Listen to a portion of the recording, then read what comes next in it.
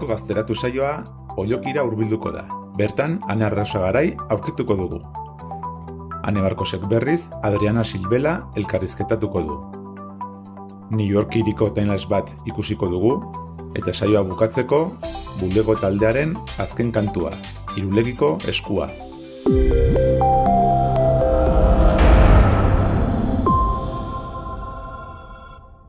Egunon? Egunon. Non gaude orain? Non aurkitzen gara? Gaude Ollokin. Eta zu nortzara aurkeztu dezakezu pixka bat zure burua? Ni Ane Arrasagarai naiz, 16 urte ditut, Zubirikoa naiz eta Ollokin bizi naiz. Eta ikasten duzu? Askatasuna... Dagoela burlatan, ez? Bai, hori. Bidaiatzea gustoko duzu? Zein herrialde gustatuko litzaizuke bisitatzea? Bidaiatzea gustoko dut eta gustatuko litzaiake adibidez Alemaniara bidaiatzea. Eta zein izan da bisitatu duzun azken lekua edo herrialdea edo tokia? Egon nintzen Almerian, Roquetas de Madresen. Eta gustatu zitzaizun. Bai. Uste duzu, bizitokiaren inguruan pixka bat hitz egingo dugu, bizitokiak bizipoza eman dezakela?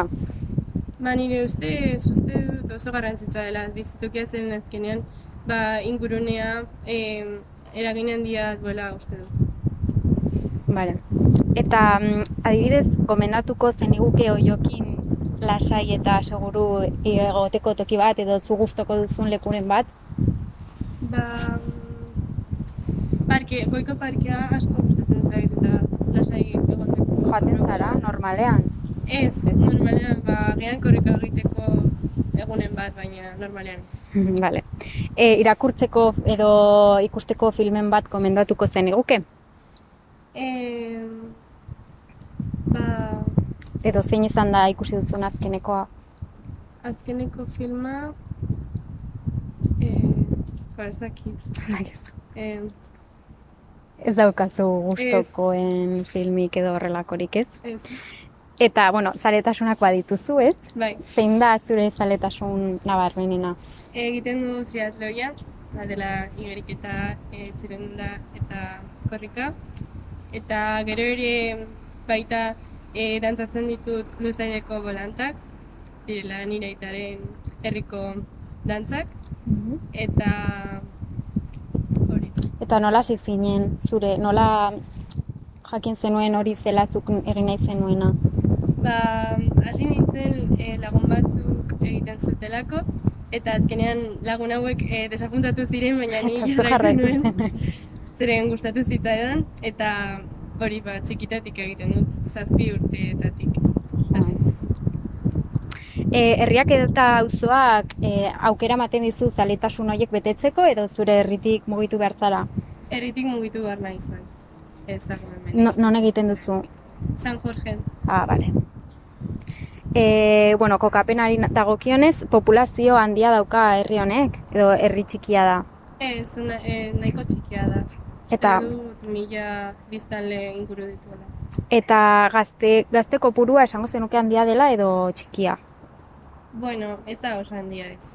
Orduan, herriak ez dauka kaleko bizian dirik, ez? Ez. Mugitu bartzara gehien bat Iruñara edo... Azkenean gertatzen dena da, joaten garenez guztiak eskola ezberdinetara, banez ez gara elkartzen zen, azkenean bakoitzak egiten ditu lagunak leku batean.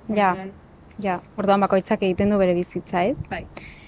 Ingurumen eta aldaketa klimatikoari dagokionez, ardura dute hemengo gazteak horren inguruan hitz egiten den gai bat da, edo ez da... Agian pizka bat bai hitz egiten da, baina ez da askotan. Ustuzu gazteak konstiente direla egoera horren inguruan? Zure kasuan adibidez? Orokorrean bai, baina... Agian batzuk ez, baina orokorrean uste dut bai ez. Eta horren aurkako, edo aldeko mugimendurik daude?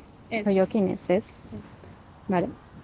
Ikasketa eta lan egoeraren inguruan hitz egingo dugu orain. Non egiten dituzue Ollokiko gazteek orokorrean ikasketak? Iruña aldean. Gehienak Iruñan. Ni Burlatan, baina gehienak Iruñan. Iruña. Bai. Eta, bueno, ikastetxerik hemen ez dago. Ez, Ez, orduan, hemengo gaztek orokorrean esango zenuke euskeraz ikasten dutela edo gehiago erderaz, gehiago erderaz, bai? bai. Mm. Zuk ze ikasketa mota egiten dituzu? Ni nago batxilergoan, lehengo batxilergoan. Mhm. Eta zer egiteko intentzia daukazu etorkizunean? Nahiko nuke bioteknologia ikasi. Joe. Zeoki.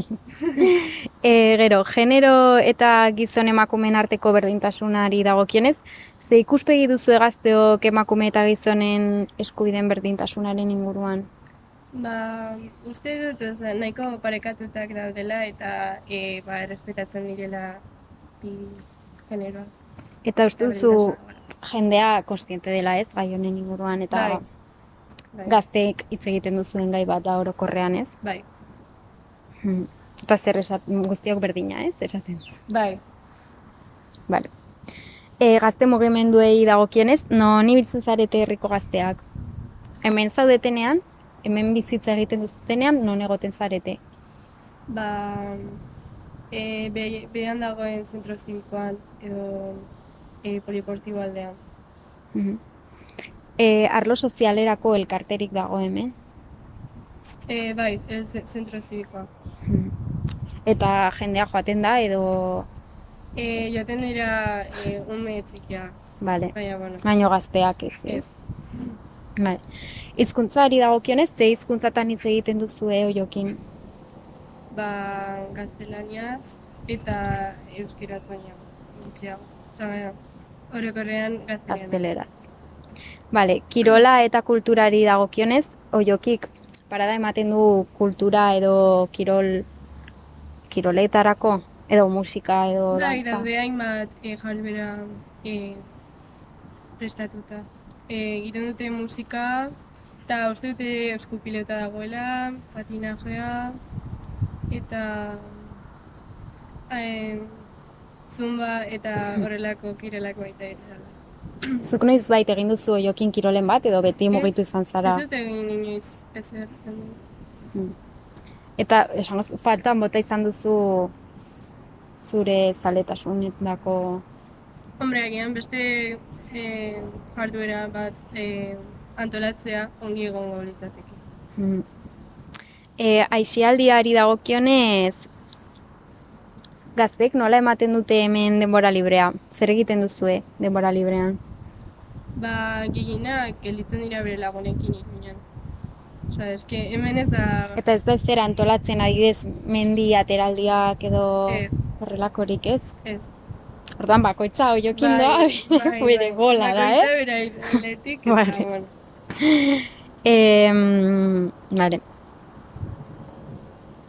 Vale, harremanei dagokionez, ze ohiturak daude?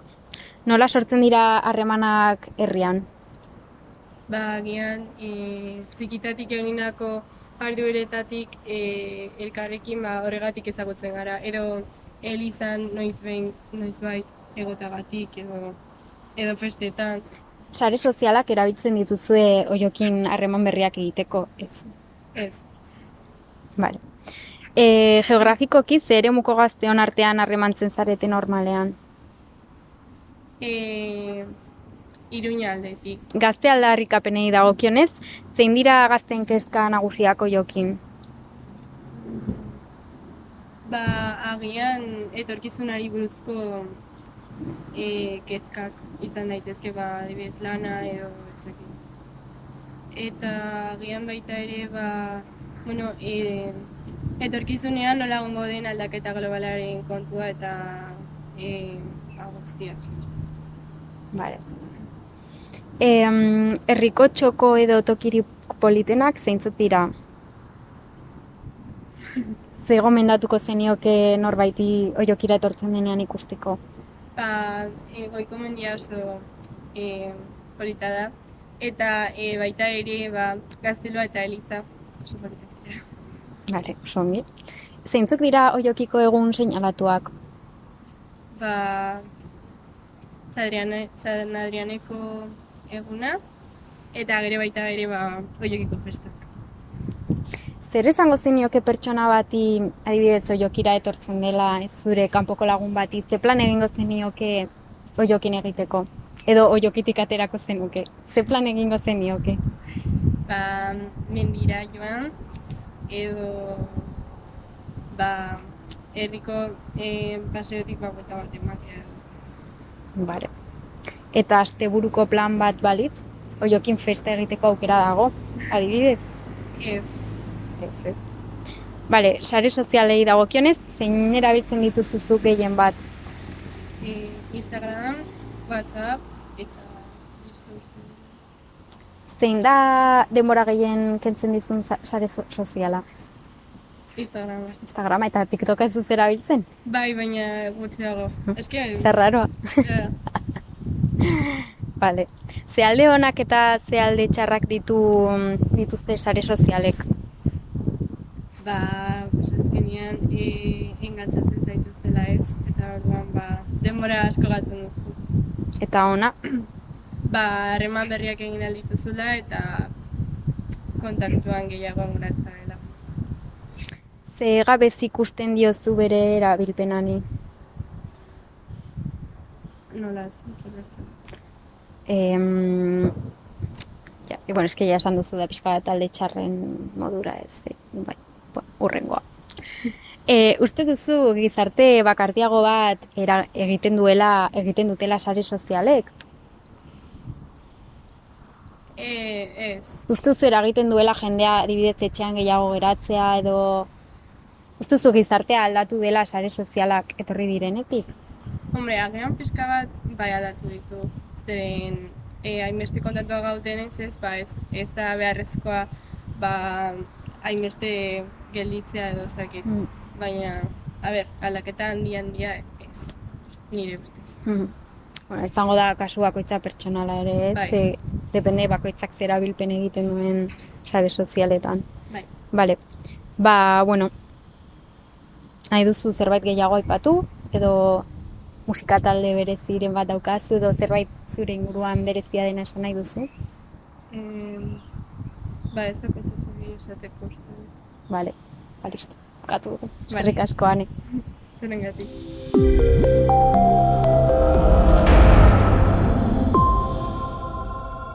Kaixo, Adriana, zer moduz? Kaixo, oso ondo. Bueno, gaur gonbidatu zaitugu Marularen inguruan aritzeko, beraz, konta eguzu, zer da Marula? Bai, Marula da bi lagunen artean, eta nire lagun baten artean, sortu dugun nola kontzeptu bat bezala, ze duela urte bat, duela urte bat hasi ginen belarritakoak egiten, eta jendea guztoko izan zituen, eta gutxinaka, ez dakit ezaguna egiten joan zen, eta belarritakoak saltzen egon gara, urte bat, bai. Eta nola sortu zen ideia, zergatik belarritakoak bapatean? Nire lagun eta nire pisukidea zela, beti belarritakoen fan handiak izan gara, baina egia da gu belarritakoak egiteko gogoak izan genituela, eta egun batean joan ginen Bilboko alde zaharretik belarritakoen denda bat ezagutzera ez, bakarrik harritxoak zeuzkala, eta harri batzuk ikusi genituen, eta oso politak iruditu zitzaizkigun, bai? Eta azkenean, 5 tira besterik ez genituen erosi, eta gure belarritakoak egin genituen, baina bakarrik guretzat. Eta orduan gu ginen 5 pisukide. Eta gure pisukideak ikusi zituzten, eta esan zuten, oie, hau oso ondo dago, tal. Eta gobiak hasi ginen pentsatzen, agian aldugu sortu nola, ez dakit Instagrameko kontu polit bat, gure irudiekin, belarritakoen irudiekin, eta jendea guztoko dituen, eta horrela gutxinaka, sortzen joan zen. Hori galdetu behar nizu, nola lortu zenuten jendeak Instagram kontu hori ezagutzea edo zuen belarritakoak ezagutzea? Batez ere, hasiera batean, enpeño asko jarri genuelako. Osea, gu beti hasi gara dena egiten, argazkiak ateratzea eta margotzea eta belarritakoen hori, pues, kontenidua bezala, ezakit, zintzilikatzea gustoko genuelako, baina egia da, pues hori, el boca a boca, ez? Agian, pues gure lagunei, gure senitartekoei eta dena, pues erakusten joan ginen, eta nik uste jendeak pues gustoko izan zuela, eta batez ere, pues agian ikusi zutela nola ilusio hori, ez? Eta zerbait berria sortzeko nola gogoak, eta horregatik, pues ez dakit jendeak partekatzen hasi zuen, baita ere, pues, pixkat hori, pues, pixkat gehiago argitaratzeko gauzak egiten hasi ginen, ez dakit, agian argazki gehiago igotzen, edo bideoak sartzen genituen, eta pues hori, kontenido asko igoz, batez ere. Eta, klaro, lehen biak Bilbon zaudeten, elkarrekin bizi zineten, baina orain eri ezberdinetan zaudete, beraz, nola egiten duzue lan aurrera ateratzeko edo zuen artean banatzen duzue edo nola egin duzue horrekin?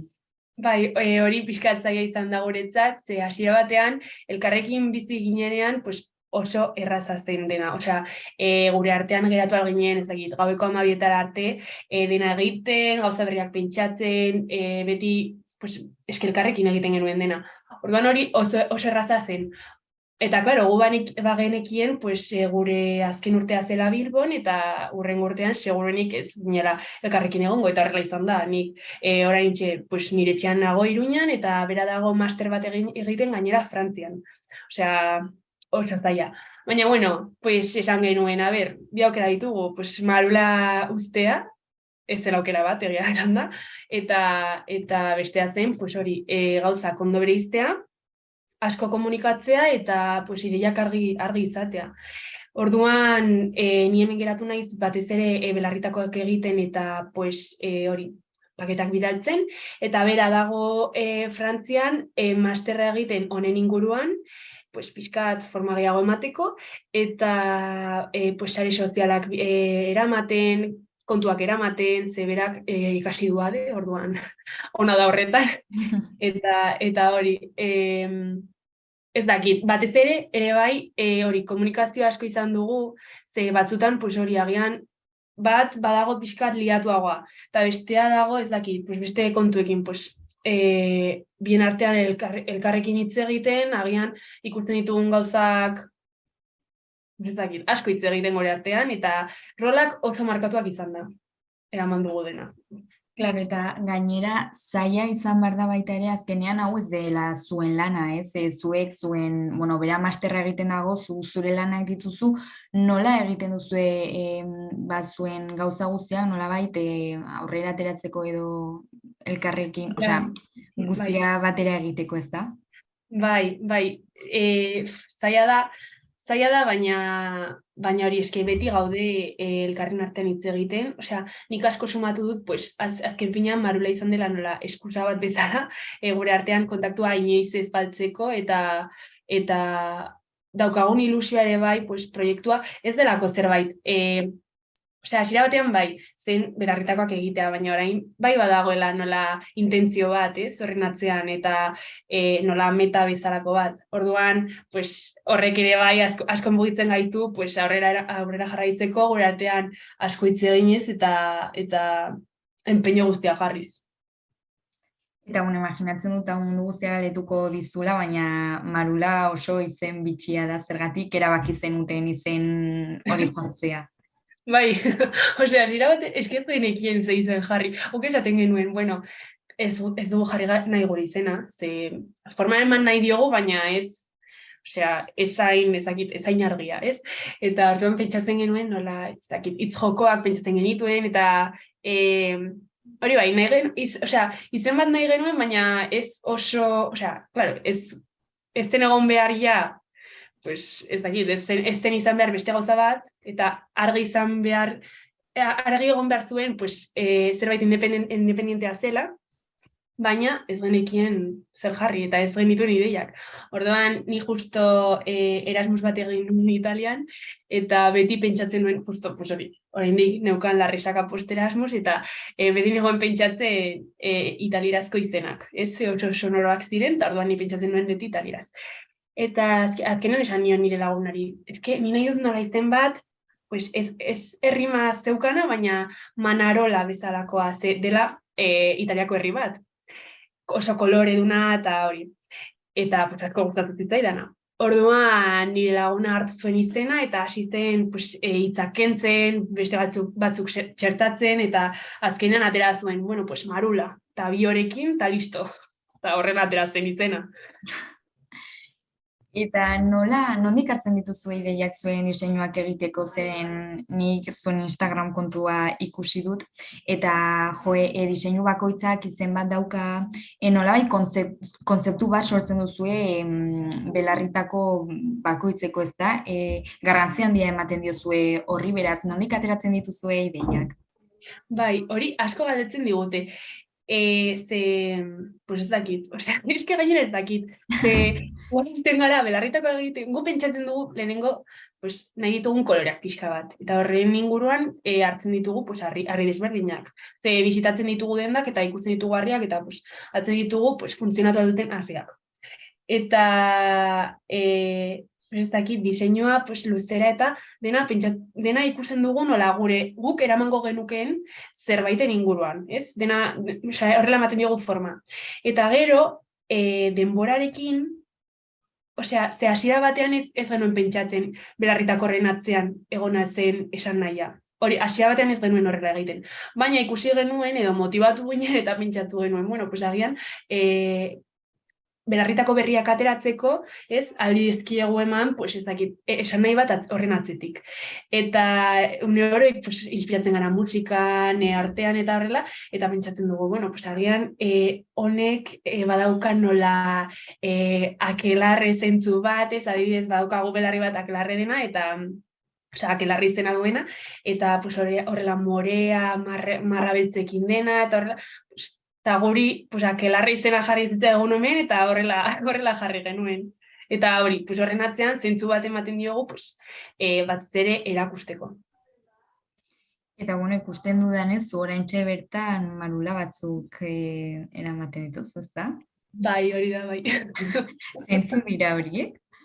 Hauek dira metamorfosis, belarritakoak horrela ditugu ze badukate nola efektu bat, ez direla, ikusten dira arroxak, baina ez dira guztiz arroxak, badukate nola koloreen aldaketa bat. Eta asko inspiratu ginen artista batekin, orain ez dakit nola egiten zen, baina eske badauka arte obra bat, metamorfosis deitu duena, eta justo kuadra bezalakoa direla. Eta orduan, esan genuen, horrela deituko dugu, ze gainera artista honek bai ematen dizkiola esan nahi asko kolorei eta horrela, eta asko gustatzen zaigun zerbaita. Así que horren jarraitzaile gara, eta listo.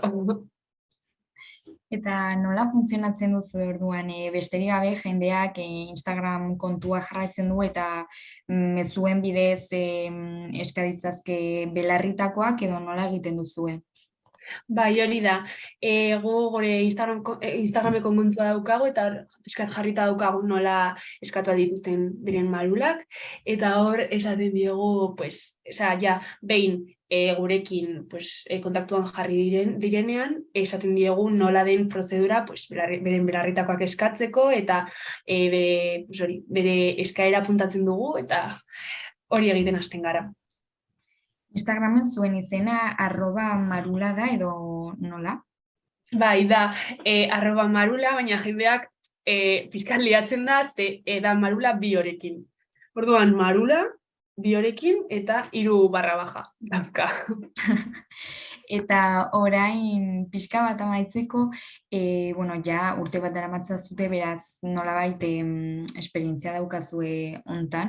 Zer esango zeniokezu horrelako proiektu bat hasi nahi duen norbaiti? Batez ere, esango nioke gauzak bihotzez egitea, ze gu egiten duguna da batez ere, motibatzen dizkiguten gauzak. Egun batean atera nahi bagara kalera argazkiak ateratzera, ateratzen gara elkarrekin eta listo, edo egunen batean nahi baldin badut lagun batekin bideo bat egitea zerbait bururatu zait edo pila bat gustatu zaidan abesti bat entzuten badut, asko pentsatzen dut, ez? Nola sortu aldudan, pues, belarritakoekin edo zer.